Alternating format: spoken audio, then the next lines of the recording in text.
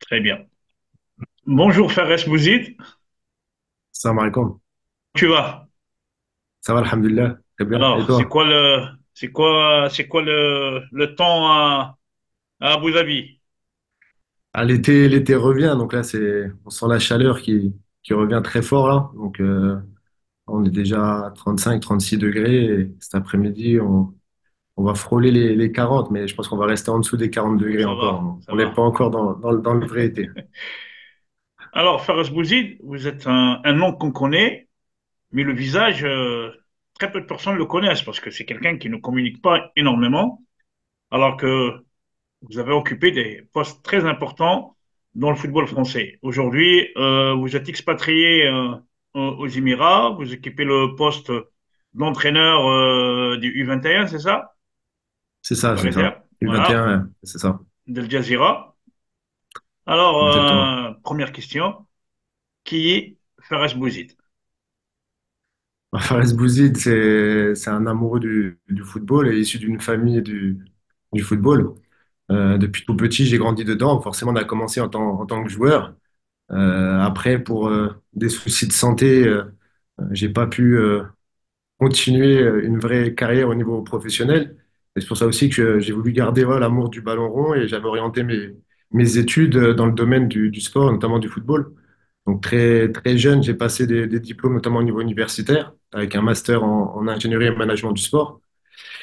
Et j'ai enchaîné tous les diplômes d'entraîneur assez rapidement en France, en intégrant notamment le centre de formation de l'Estac à Troyes, où j'ai passé plus de 20 ans. Donc, c'est un club qui est particulier pour moi, où j'ai grandi, où j'ai pu me développer et dans lequel j'ai pu franchir toutes les étapes au centre de formation. Donc, on va dire de la préformation jusqu'à l'équipe réserve et en finissant en étant directeur du centre de formation pendant plus de 8 ans. Donc, c'est vraiment un club et une étape qui a été très importante dans ma carrière.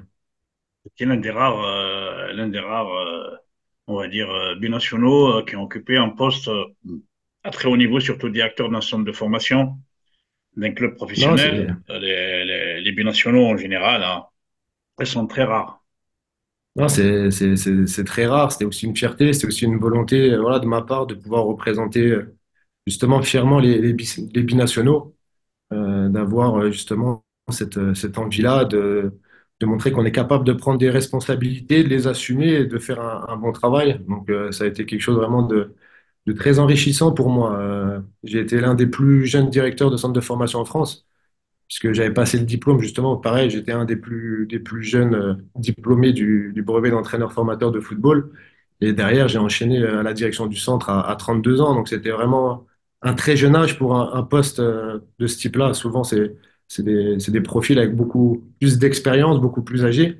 Mais au final, j'avais déjà au moins, enfin, j'avais déjà 10 ans d'expérience quand j'ai pris le poste. Donc, il y avait aussi ce bagage-là. Malgré la jeunesse, il y avait déjà une expérience et ça m'a permis aussi de répondre présent et d'assurer ce rôle-là avec de très bons résultats. On connaît, certes, dans la famille Bouzid, on connaît Ismaël, Oui. ex-international algérien, qui a été champion même avec le grand Galatasaray. Il a gagné, je crois, la Coupe d'Algérie avec le Mouloudia ou l'USMA.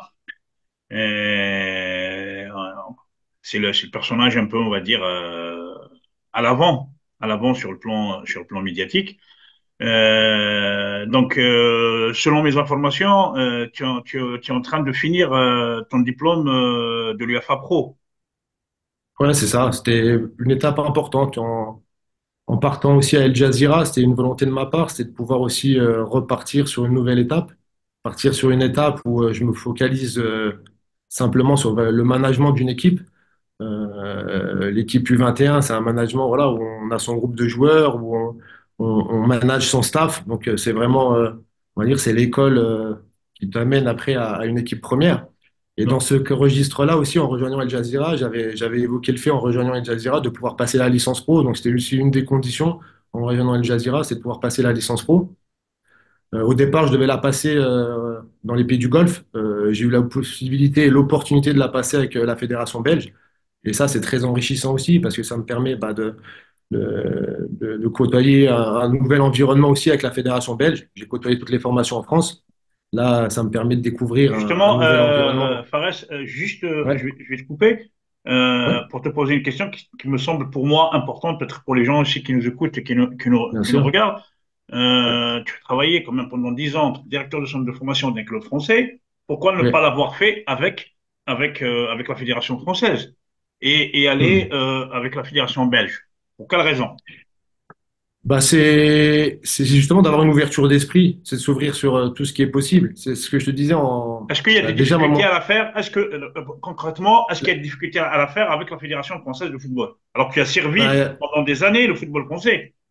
oui, bien sûr. Non, mais la licence UEFA Pro, on va dire que ce soit en France ou en Belgique, c'est une licence qui est très difficile d'accès. En France, tu as 9 candidats par an qui sont pris en formation. Donc, c'est très peu. En Belgique, ils ont 20 candidats tous les 2 ans. Et en fait, la Belgique, elle a expérimenté cette année une session spéciale pour les expatriés. Donc, au départ, ils l'ont ouvert pour des entraîneurs Il y a qui déjà, avaient mais suivi le cursus en il y a Belgique. déjà des binationaux qui sont passés par la Belgique, qui sont Et français et sont passés par la Belgique, à l'image de c'est ça. l'ancien sélectionneur du 23 algérien, Nordin Ouldadi. Il l'a eu en Ouais, Belgique. exactement. Ouais, c'est ça. Et c'est pour ça que la Belgique, là, en fait, elle a ouvert une session spéciale pour justement leurs entraîneurs expatriés. Parce qu'en fait, il y a cette problématique-là aujourd'hui. L'entraîneur français, l'entraîneur européen, l'entraîneur binational, si tu as envie de t'expatrier, c'est vrai que la licence pro, c'est quelque chose qui aujourd'hui, je vais pas dire indispensable, mais qui te permet de travailler à l'étranger. Là, aujourd'hui, dans les pays du Golfe, si tu veux être entraîneur comme moi sur une équipe réserve, si tu veux être directeur technique d'un club, il te faut la licence pro. Moi, j'étais en France avec le BEFF, c'est le plus haut diplôme, c'est pour la formation. C'est un diplôme que tu fais en 2 années, c'est après la licence A. Donc, c'est quelque chose de très riche. Ça a été moi, pour moi, la formation la plus riche que j'ai pu suivre. Mais au final, cette formation-là, quand tu arrives à l'étranger, je suis arrivé à Al Jazeera, bah, j'étais licence AFC. Donc ça, c'est aussi être capable aussi tout de suite de comprendre ça, de se remettre en question et de se rendre compte qu'aujourd'hui, bah oui, pour pouvoir travailler à l'expat, c'est important d'avoir cette licence pro-là. C'est quelque chose voilà, qui va t'ouvrir et te permettre de trouver justement des projets qui correspondent aussi, toi, à tes attentes et à tes velléités. Donc Ce c'est que je vraiment comprends important. un petit peu dans ton choix, Fares, c'est Mm. qu'aujourd'hui, tu Ouais. veux te lancer dans une carrière d'entraîneur. C'est-à-dire, tu quittes, on va Oui. dire, un petit peu la formation pour te lancer dans une carrière d'entraîneur. Voilà. Bien sûr. Bah, en fait, j'ai toujours fait le lien. Souvent, j'entends beaucoup de monde qui font la différence entre la formation et l'équipe première. Et j'entends tout le temps, tu vois, l'adage qui dit, ouais, la formation, le résultat, ça compte pas. L'équipe première, il y a que le résultat qui compte. Mais pour moi, c'est pas ça. C'est un ensemble. L'entraîneur qui regarde que le résultat pour une équipe première, il va lui manquer quelque chose à un moment donné. Il faut que tu aies une ligne directrice, il faut que tu aies une capacité à manager ton groupe, à vouloir développer individuellement tous tes joueurs du groupe, pas que ton titulaire. Parce que si tu fais ça, bah, à un moment donné, tu vas perdre quelque chose sur ta saison. Donc c'est pour ça qu'en fait, tout ce que tu as pu concevoir avant, pour moi, il y a un vrai lien après avec le management aussi d'une équipe première. On, euh, on dit qu'à la formation, le résultat, il n'est pas important. Non, c'est pas vrai. Le résultat, il est important, la formation. Tu dois entraîner tes joueurs à la gagne. Tu dois les développer dans cette culture de la gagne. Avec forcément le jeu, avec une envie de les développer, d'avoir vraiment une évolution, une progression au niveau technique, au niveau tactique, au niveau mental, au niveau athlétique. Mais derrière, c'est tout le temps dans une recherche de résultats. Parce que quand tu développes ce chemin-là, bah derrière, le joueur, il est prêt. Il est prêt pour l'équipe première. Et moi, je l'ai pu le voir avec mes 20 années d'expérience à la formation. Euh, le jeune qui arrive en équipe réserve, après la différence, on dit souvent ouais, il y a encore une étape, mais le jeune, il est prêt. Il est prêt. Et au final, quand tu manages, par exemple, une équipe réserve, la différence en fonction des week-ends, en fonction de l'équipe que tu peux avoir à ta disposition en équipe réserve, tu te retrouves des fois avec des équipes qui sont capables de jouer dans un championnat tu vois, national, qui sont capables de rivaliser avec des équipes premières.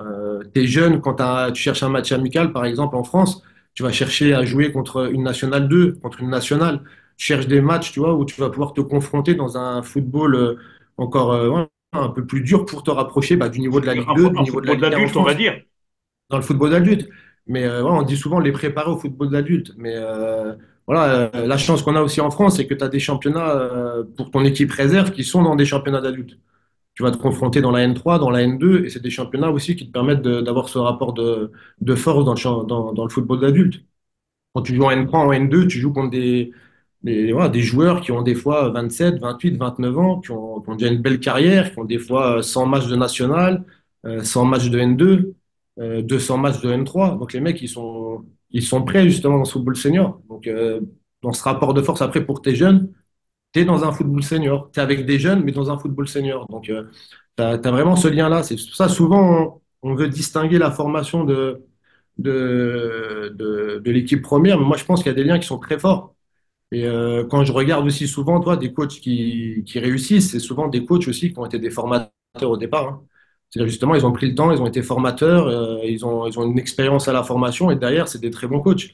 Là, en France, tu as eu un Francaise qui est passé entraîneur de l'équipe première à Lens et puis voilà, après ensuite qui a eu des résultats avec Lens, qui est à Nice aujourd'hui. Tu as un entraîneur également comme Régis Lebris qui était à Lorient, qui était directeur du centre, qui est devenu entraîneur de la première. Aujourd'hui, il est en Angleterre et ça se passe bien pour lui. Donc, tu vois, voilà, t'as ces chemins-là. Donc, c'est pour ça que je pense qu'aussi, voilà, c'est une richesse aussi de pouvoir travailler à la formation et de pouvoir te préparer, justement, je pense, sereinement après pour pouvoir arriver sur une équipe première et un projet sur une équipe première. C'est très, très enrichissant. Toi qui as travaillé pendant 20 ans dans la formation française, qu'on vante Ouais, aujourd'hui comme la formation d'excellence, c'est l'une des meilleures ouais. formations au monde. Aujourd'hui, tu es aux Émirats. Comment tu qualifierais par ton expertise la formation à la française? Après, la formation à la française, j'ai envie de dire, tu vois, il y a plusieurs recettes. C'est déjà entre tous les clubs qui peuvent exister en France et les différents centres de formation, tu vas avoir des ADN un peu différents. Mais ce qui est important, en fait, aujourd'hui, c'est de pouvoir développer des joueurs qui soient prêts pour le haut niveau. Donc, des joueurs qui, souvent, on dit, ouais, qui soit complet. Mais complet, alors, c'est un joueur qui va avoir une culture tactique. Nous, à 3 voilà, on était très axés sur l'intelligence de jeu. On voulait avoir des joueurs. Avant que ce soit des athlètes, on voulait avoir des bons footballeurs. Donc, tu vois, on était vraiment axés sur ce côté-là. D'autres clubs, c'est peut-être l'inverse, tu vois, en France. Ils vont être axés sur l'aspect athlétique et après, ils vont vouloir en faire des joueurs de foot, En tu tout cas, vois, c'est la leur développer une particularité du culture. football français, hein. Pendant des années, c'est l'aspect athlétique qui a Ouais. prédominé par rapport à l'aspect technique. La Et technique c'est pour ça que toi, dans quand je sa te réponds, globalité, hein, parce que ouais, technique, ben, si toi tu c'est ressens ça, Yacine, c'est pour ça que je te dis, tu vois, il y a plusieurs écoles. C'est moi à 3 voilà, on était vraiment axé sur l'intelligence de jeu. Et c'est aussi pour ça qu'on a réussi à 3 tu vois, avant que Citigroup nous rachète, on avait des moyens qui étaient limités et on a fait un très gros travail à 3. On a sorti un Brian Mbeumo. Brian Mbeumo, aujourd'hui, il rayonne en première ligue, c'est un des meilleurs attaquants. Et Brian, bah, il est arrivé chez nous en préformation. Et Brian, il était tout petit. Voilà, c'était pas un gabarit, tu vois, athlétique. C'était pas. Alors, il allait j'allais te vite. poser la Nous, on a question repéré. et tu enchaînes, donc je te laisse Ouais, voilà, non, mais continuer. toi, il avait de la vitesse. Ouais, on a développé après nous ses autres qualités athlétiques, hein. On a développé sa puissance, on a développé sa répétition de sprint au niveau athlétique. Mais surtout, nous, voilà, on a vu que c'était un bon footballeur. On a vu qu'il avait quelque chose. À l'époque, Philippe Vaugeois, le recruteur, il avait senti ça. Et après, d'ailleurs, on a fait tout un travail d'accompagnement avec toute la cellule de recrutement qui s'occupait du recrutement, donc Philippe Vaugeois, David Saint-Yves. Mais derrière, sur l'accompagnement en pré-faux, voilà, on a accompagné, tu vois, ce côté joueur. Donc, développer son intelligence de jeu dans le jeu combiné, dans sa capacité à utiliser les espaces, dans son timing de démarquage. Donc, tout ça, c'est des choses qu'il a pu développer. Et après, techniquement, bah, pareil, on a développé sa qualité technique, sa capacité à dribbler. Il avait une accélération. Il a travaillé une double accélération. Et ça, c'est rare, toi, pour un joueur. Il a une double accélération. Il est capable de te faire un dribble et il t'en refait un tout de suite derrière. Et voilà, ça, c'est des choses qu'il a pu travailler au centre de formation à l'Estac. Et voilà, et c'est un joueur, tu vois, qui arrive à maturité chez nous. Il fait partie de la génération avec laquelle on a gagné la Coupe Gambardella en 2018. Mais voilà, si je parle au départ, ce garçon-là, c'est pas un garçon qui a affolé tous les radars en France, tu vois, parce que justement, nous, on était axés là-dessus. Euh, Il y a d'autres exemples, hein. Enfin voilà, Il y j'ai a plein de joueurs comme ça. moi, nous qui sommes Ouais, algériens, on peut donner un exemple de ouais, Karim Ziani, ouais, qui est passé qui a été formé bien sûr. à l'Estac.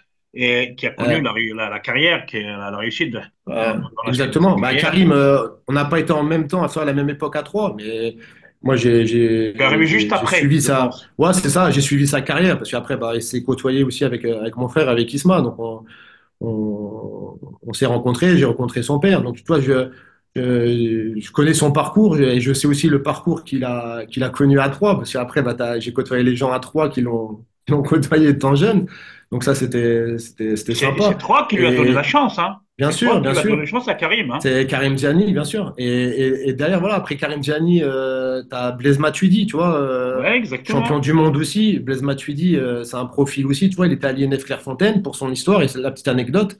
Et Blaise Matuidi, quand il sort de l'INF Clairefontaine, t'as aucun club français qui le veut, parce qu'il est trop frêle, parce que, voilà. Et au final, tu as l'Estac qui lui ouvre les portes et qui lui ouvre les portes du centre de formation.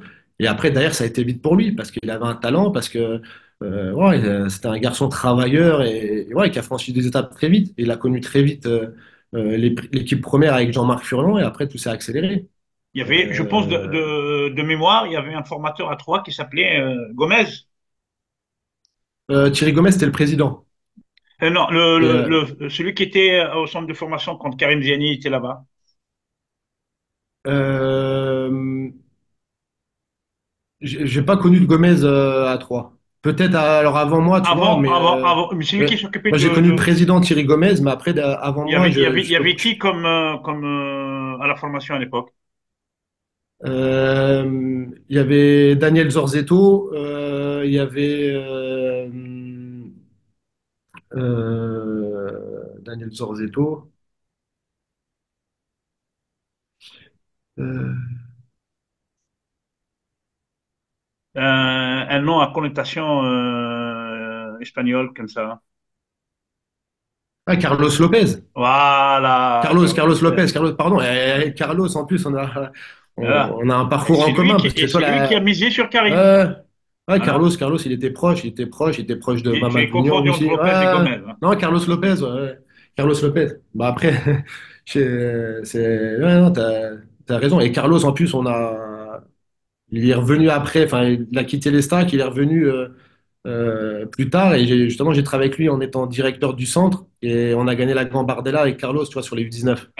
Donc Et c'est, ça, beaucoup de monde ne le savent pas que Fares Bouzid a gagné la Gambardella ouais, avec les stacks. avec trois. Ah, tu vois, là-dessus, c'est vrai, j'ai jamais été très bon dans ma communication, j'ai jamais cherché à faire parler ou à utiliser, parce que pareil, souvent, voilà, la formation, c'est aussi tu vois, l'école du collectif. C'est, tu vois, un projet de formation, c'est pas qu'un directeur, c'est pas qu'un entraîneur, c'est tout un staff, toute une équipe. Et souvent, voilà, quand tu as des belles histoires comme ça, c'est que le projet, il est bien mené et que toutes les personnes qui travaillent dans le projet amènent leur pierre à l'édifice et permettent d'avoir des résultats extraordinaires et des très bons résultats.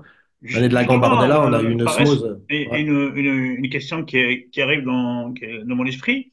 Toi qui as Mm. travaillé pendant 20 ans dans un centre de formation, il y a des joueurs de différentes typologies. Surtout en France, il y a une validité, il y a typologie, enfin, il y a les Européens, il y a les Mm. Africains subsahariens, il y a les Maghrébins. Mm. C'est quoi la particularité de chaque joueur, la force et les faiblesses? La force est faible. Après, il faut pas faire de généralité. Après, ce que tu dis, voilà, c'est vrai qu'il peut y avoir des typologies, des choses qu'on va trouver chez certains joueurs. Mais après, c'est pour ça qu'on ne fait pas de généralité dans le sens où tu vas avoir toujours les contre-exemples, tu vois.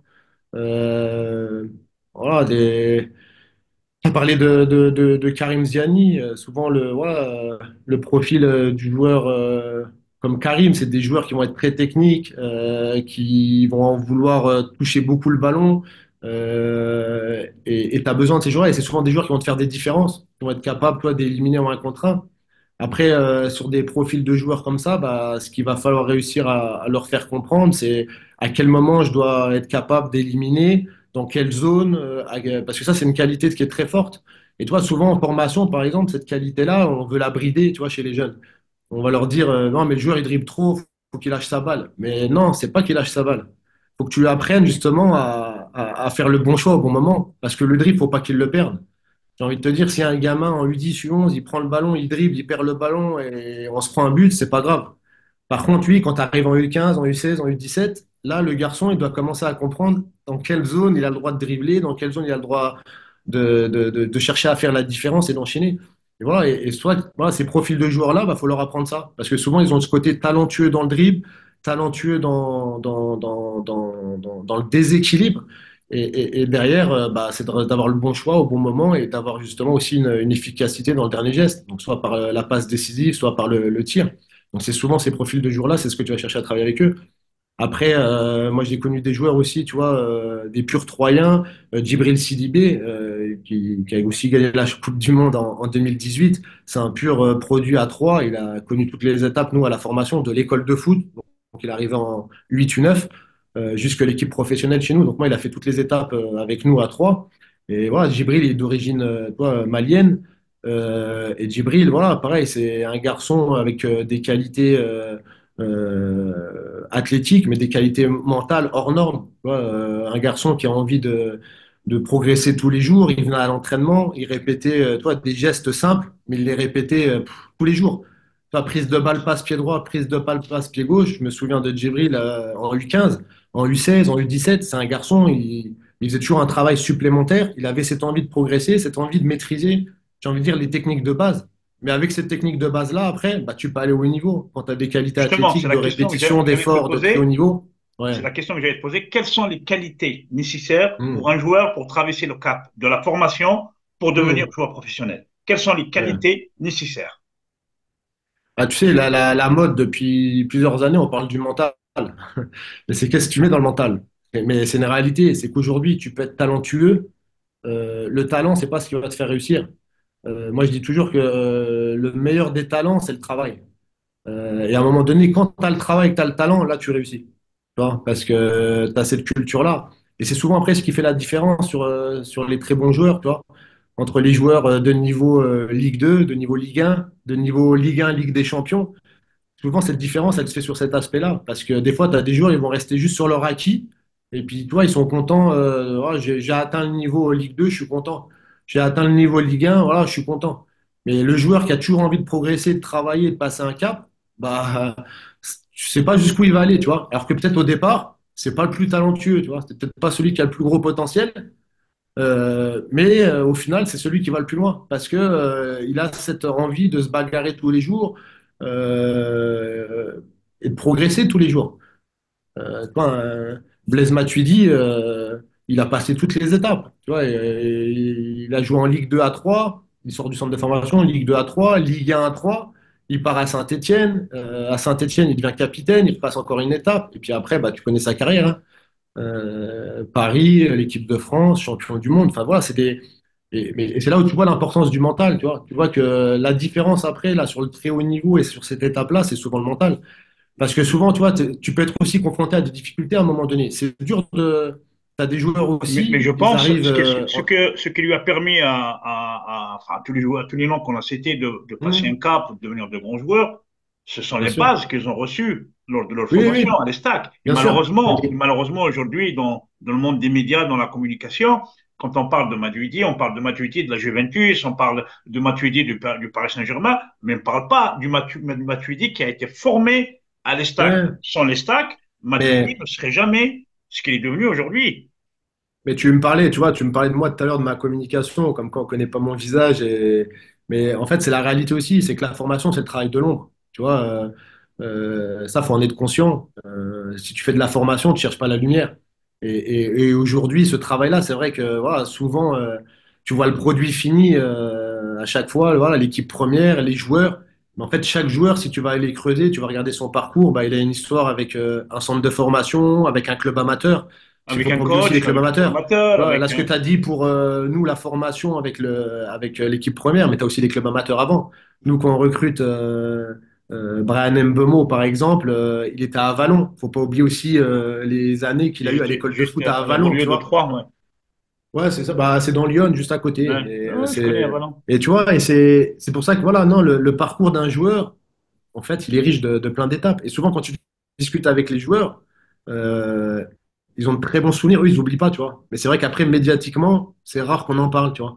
Mais les joueurs, ils oublient pas. Ils oublient jamais les parcours qu'ils ont pu Justement, avoir il faut que des à la fois formation. il faut qu'on Euh, leur rafraîchisse la mémoire de dire, voilà, je suis arrivé Si tu demandes à aujourd'hui Brian grâce Mbeumo, à telle ou telle personne aussi. exactement, Brian Mbeumo, le souvenir de la Coupe Gambardella, c'est un souvenir qu'il aura à vie, tu vois, et à chaque fois qu'on se croise, enfin, tu vois, je vais pas dire que c'est son meilleur souvenir, mais ça fait partie des souvenirs qui ont marqué sa carrière et sa vie, tu vois, d'avoir gagné la Gambardella avec les Stags. Donc voilà, les joueurs, eux, ils se souviennent, et tu vois, et c'est aussi ça des fois, enfin, la reconnaissance qu'on peut avoir à la formation, c'est tu reçois des messages 5 ans, 6 ans.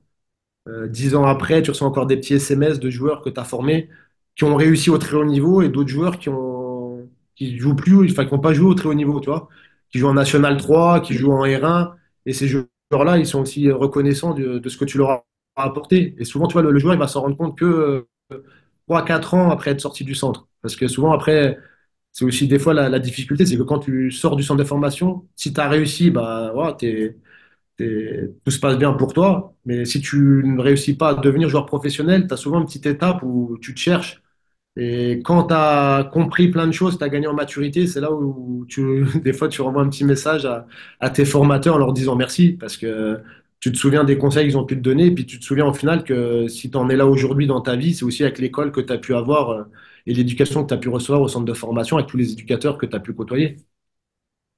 Et ça, c'est valorisant, toi. C'est pas médiatisé, mais c'est valorisant pour les formateurs. Fares, juste pour revenir un petit peu Ouais, aujourd'hui à ton actualité, tu es entraîneur du ouais. 21 à Al Jazeera aux Émirats. Si tu avais un comparatif à faire entre le niveau français, européen, français, avec le niveau que tu côtoies aujourd'hui aux Émirats ou dans les pays du Golfe. Pas sur les Émirats, c'est un produit, c'est un pays, enfin, et un championnat qui est en constante progression et qui continue à évoluer. Euh, Comparé, souvent on me demande ça, tu vois, j'ai des collègues en France, les premières choses qu'ils me demandent, c'est alors c'est comment le niveau? Et en fait, à chaque fois, ma réponse c'est mais on est éducateur, on est entraîneur. Le niveau, toi en tant que coach, tu dois évaluer ton public, tu dois évaluer ton groupe d'entraînement et tu dois chercher à faire progresser ton groupe collectivement, individuellement. Donc le niveau après de se dire le comparer avec ce qu'on a pu côtoyer avant, pour moi c'est c'est un faux débat. Enfin c'est pas pour moi c'est pas ça le plus intéressant, c'est de savoir comment on va pouvoir continuer à avancer, à faire progresser les joueurs qui sont sous ta responsabilité. Et c'est pour ça qu'après, voilà, moi, cette question-là, je cherche enfin, je me la suis pas posée, tu vois. Dans le sens où aujourd'hui, ce que j'ai voulu faire, c'est surtout m'adapter à mon public et chercher à les faire progresser. Et je me rends compte justement, ça, c'est une problématique aussi que tu peux avoir à l'expatriation, c'est toujours vouloir comparer ce que tu as pu connaître avant. En fait, il faut te servir de tes expériences que tu as vues avant, mais quand tu arrives dans un nouvel environnement, il faut comprendre ton environnement, s'adapter à ton environnement et après bah, réussir à travailler dans cet environnement-là et avoir des résultats dans cet environnement-là. Et ça, c'est le plus important. Donc après, voilà, il y a tellement toi, de facteurs qui sont différents. La météo, rien que la météo, c'est quelque chose qui est très impactant. Euh, j'ai des joueurs qui sont arrivés, tu vois, d'Europe, de France, d'Angleterre, qui sont venus en essai à El Jazeera. Les pauvres, la première semaine quand ils sont arrivés, c'était dur pour eux. Et pourtant, il y a un des joueurs, toi, qui arrivait d'Angleterre, c'était un joueur qui était dans un très bon club, même très bon centre de formation en Angleterre. Et quand il est arrivé chez nous, ça a été très dur. Toi, il a eu une semaine d'entraînement où son évaluation, c'était compliqué. Donc c'est là aussi où tu vois, tu dois relativiser. C'est vrai qu'il ne faut pas comparer dans le sens où l'environnement est différent. Maintenant, en termes de qualité de travail, il y a tout. Tu as des infrastructures de très bonne qualité. Voilà, t'as vraiment de tout pour pouvoir travailler de manière qualitative avec des groupes de joueurs qui sont à l'écoute, qui ont envie d'avancer, de progresser, des joueurs locaux, mais aussi des joueurs étrangers, parce qu'il y a une réglementation aussi qui te permet d'avoir du recrutement à l'étranger. Donc, on a quelques joueurs qui arrivent du continent africain, certains du continent européen, plus les joueurs locaux. Donc, tu vois, on est aussi la chance de ce projet-là aussi, c'est d'être ouvert sur plusieurs cultures culture et sur plusieurs profils de joueurs. Tu parlais de profils de joueurs. Bah, là, on va dire, on est à l'intersection de tous les profils de joueurs. Le joueur du Moyen-Orient, le joueur africain qui peut venir du Maghreb comme il peut venir de l'Afrique noire, et le joueur d'Europe qui peut venir d'Angleterre, de France, d'Espagne. Donc, tu as aussi cette richesse-là dans la variété du public que tu peux avoir. Et c'est aussi enrichissant pour moi dans le sens où bah, tu as aussi plusieurs langues, tu vois. Tu es confronté à des arabophones, à des anglophones, à des francophones.